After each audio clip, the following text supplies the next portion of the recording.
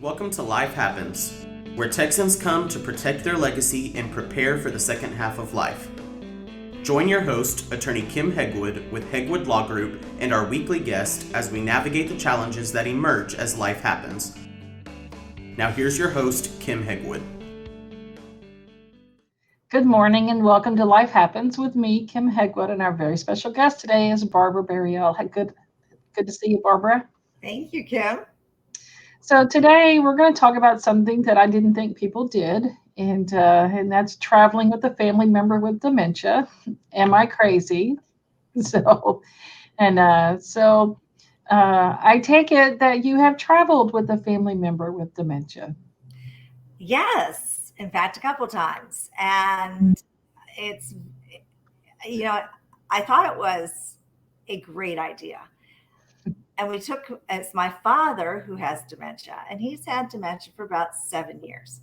My mother, who passed recently, in the way that sometimes the one who wasn't supposed to die dies first.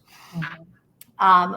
We had always gone since she was kind of at home with him and his disease. We had always done a girls' trip. I have 2 younger sisters. We had taken Mom to see Hamilton in New York. We had gone to Charleston.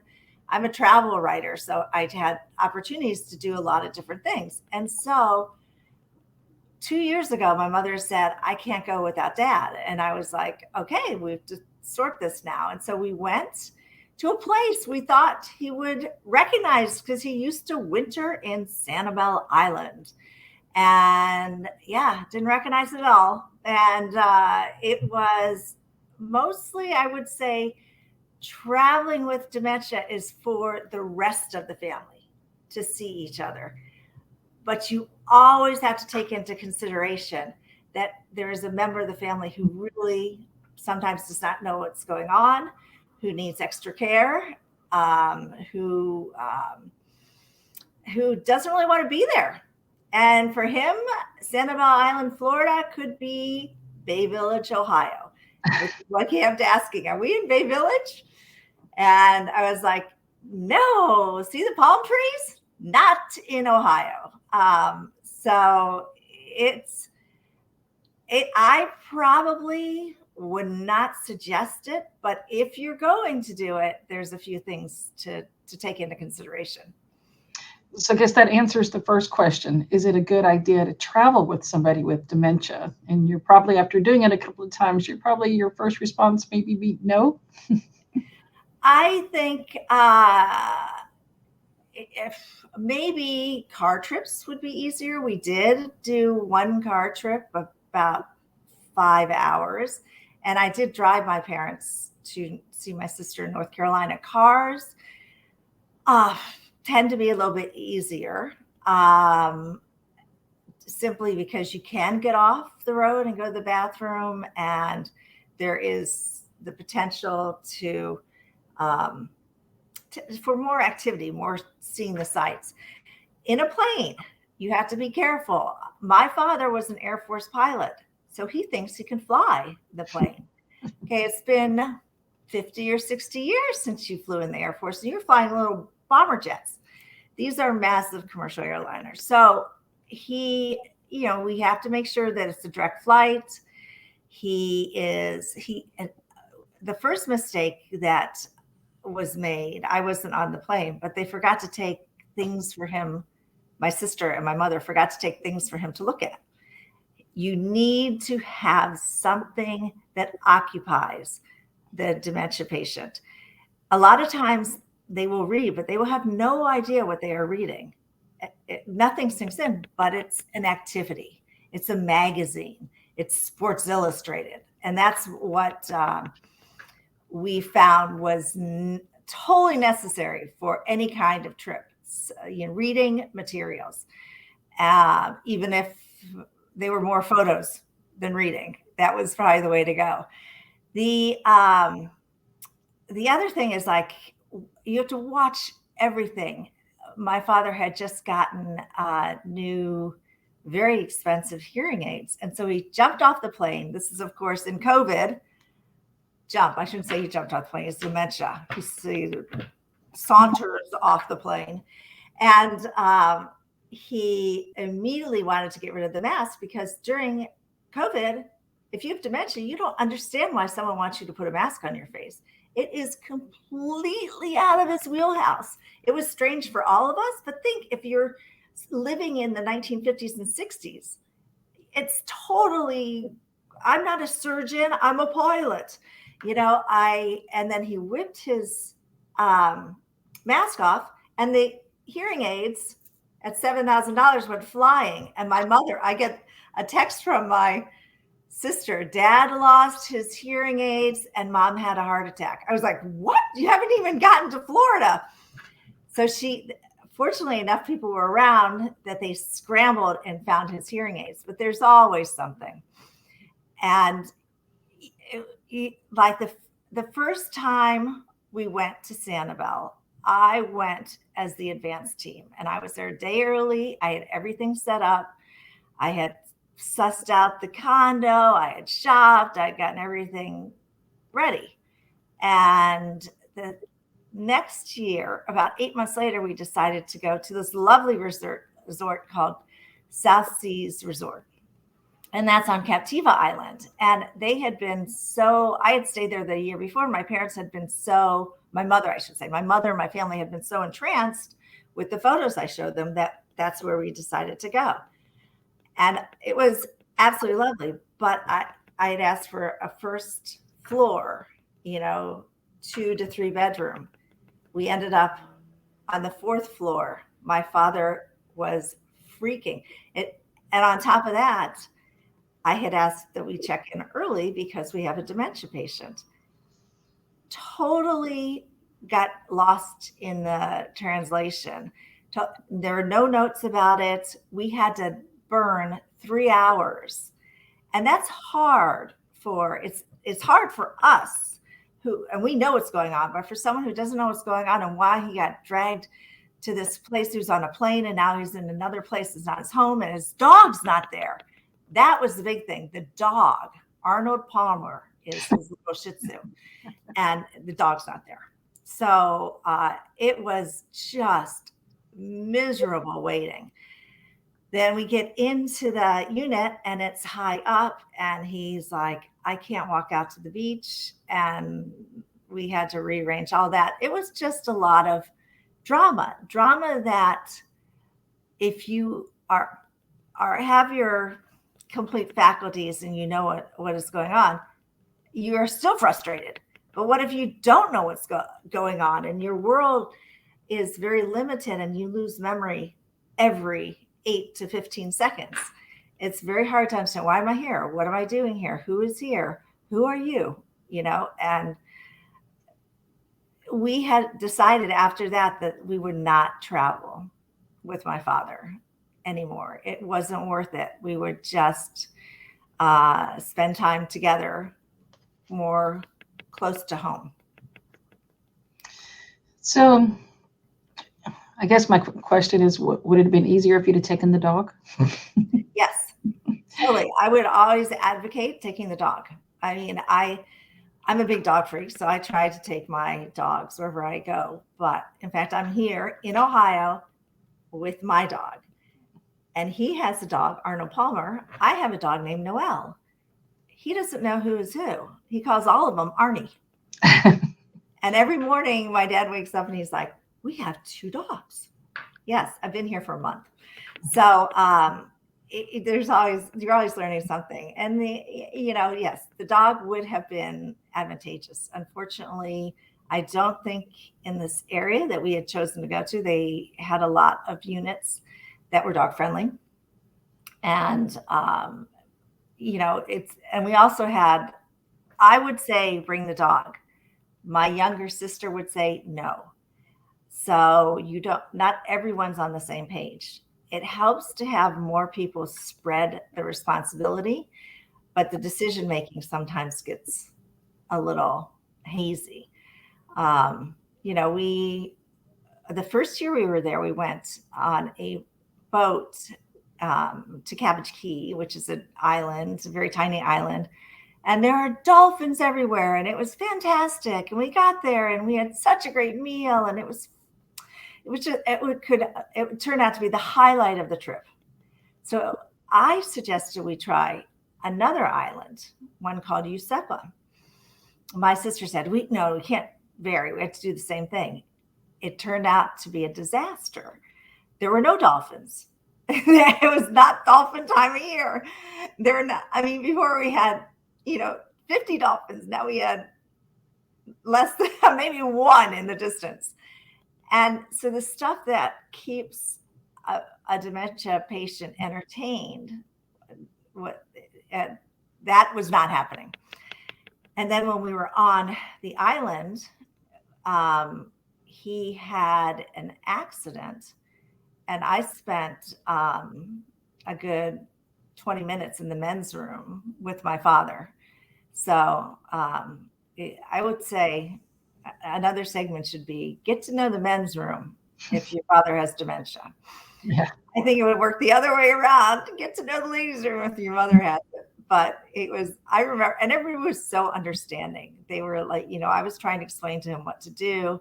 The thing is keeping his dignity, keeping grace, keeping, kind of humility. You can't get histrionic. You cannot get emotional. You're just like, let's take care of this, and I went there so my mother wouldn't have to do it, because this was supposed to be a vacation for her. And it was memorable, not in all the best ways, though I still love the areas of Cabbage Key and Captiva Island. The drawback is just that it may just be easier to sit by the beach, or to sit on the beach, sit by the pool. Activities are not your friend sometimes when you have a family member with dementia, because they don't necessarily want to do anything.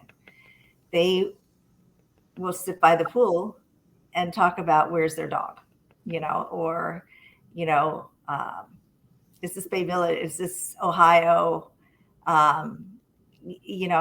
That memory that gets trapped at a certain time. In my father's case, his memory kind of stops in his 20s. So everything else after, it doesn't matter if we're back in Sanibel where he wintered for 20 years. Doesn't even register. But yet it was funny when I got here to take care of him, he thought this was Sanibel. So you never know what's going on in the mind, but you have to be very patient. The patience, I'm not a patient person. And I think maybe I am the most patient person I know. I'm like, you just have to be. And the repetition, the talking loudly, the talking like what's it called? Articulation. It's all part of being around a dementia patient. Oh, he's coming up behind me. So I'll ask you really quick. What kind of things should you, if you have to travel? And we'll tell Dad hi. If you have to travel, what kind of things do the hotels, resorts want to know? What would you want them to know to make it more successful? It's weird because it's not like an ADA thing. If there's always this murky thing with dementia. Even when you deal with long-term care insurance, they want you to have certain disabilities, incontinence, inability to transfer, inability to bathe yourself, stuff like that. But the thing that is the brain is kind of the thing that is not really known as a solid disability, so they don't really have guidelines at hotels. But I would say, like any older person, you should have, you should make sure there's bars, grab bars in the bathrooms. You should make sure that you're on a lower level, because that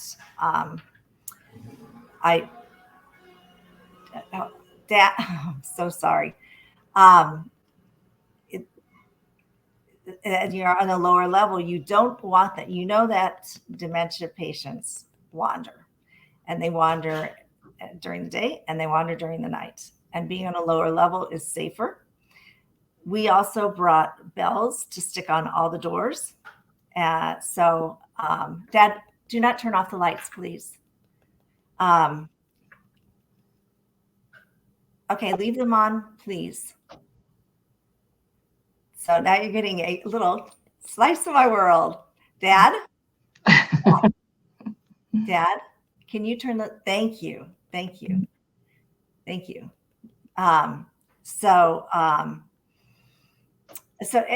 You need to talk to the hotel about it. And I would also suggest the family is really responsible for, you don't leave a dementia member alone, family member alone.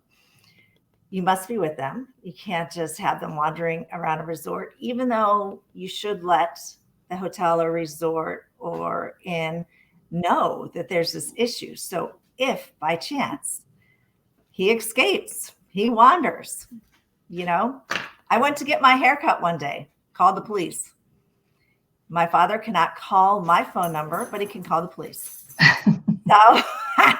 And the police walked right into the house and saw the little Post-it note with my phone number. And they were like, do you know this gentleman? I was like, yes. This is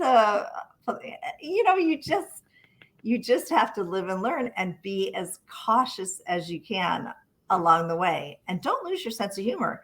I think I'm creating a comedy routine from this, because it is as frustrating as it is funny. In fact, my dad went out to happy hour with one of his friends, and one of my friends was there.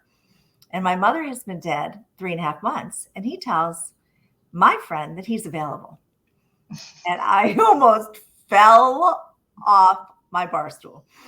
So it's just, it just is, it's always something, always frustrating, sometimes funny, sometimes scary. There's a lot of scaring in it, and that's why traveling is a challenge, because it's an unknown. You don't know what to expect there. Even if we'd been to this area, 20 times, we knew the restaurants, we knew where to go. We didn't know what the reaction of my father would be. And sometimes it was fun, and sometimes he was angry. Sometimes, all the time, he was confused. And I just think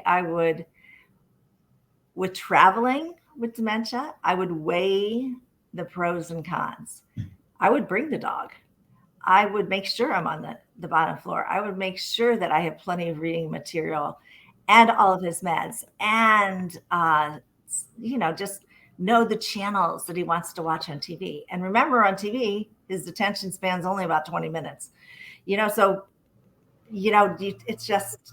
I just wanted to thank you for being on the show today, because it's, your experience is very educational and very eye-opening for our listeners. And if somebody wants to reach out to you, how do they do that? Here, but down below, I'm so glad you put that there, because I'm, hey, I'm with my dad in Ohio. I have plenty of time to talk and answer emails. Please reach out. So, and I also am a travel and wine writer, and I've made a few films, so you'll see those. I've not done a film on dementia, but I kind of feel the more we talk about it, the more I don't know if we really ever understand it, but we get tools that we can use, like, just as an example, my father had a slight mini stroke the other day, and we realized we didn't have a DNR in place. And if he has a major stroke, I don't think he'd want to live in that manner, being on assistance, life support. So we put a DNR in place today. And so anyone can ask me anything. I think it is, there's challenges with long-term care insurance. There's challenges with, like the friends of your father or mother wanting to be around them and then not wanting to be around them and not understanding. And, and then there are some people who are so kind and so helpful that you just, that you're not in it alone.